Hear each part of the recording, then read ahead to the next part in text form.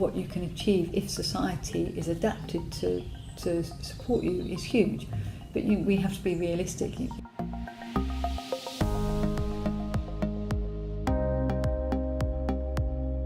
In a nutshell, the medical model was very much about you're a person with a disability and this is your impairment. Sure. Whereas the social model, it talks about how society creates the disability by not being accessible. Mm-hmm. You don't want to get to a point where people feel pressured that they've got to be able to do what an able-bodied person can do, when in reality you have an impairment. Mm-hmm. But what you can achieve if society is adapted to support you is huge. But we have to be realistic. Ultimately, I have most of my leg missing. Personally, so there used to be something called disability living allowance. It's now called personal independence payment.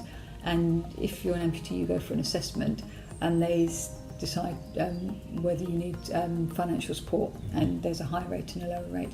But on the questionnaire, it now says that if you can put one solid foot on the floor, you are not considered to be disabled. And I think that's really, really dangerous. Yeah. Because if you have the state-of-the-art prosthetics, and if you're a Symes amputee, that might be true.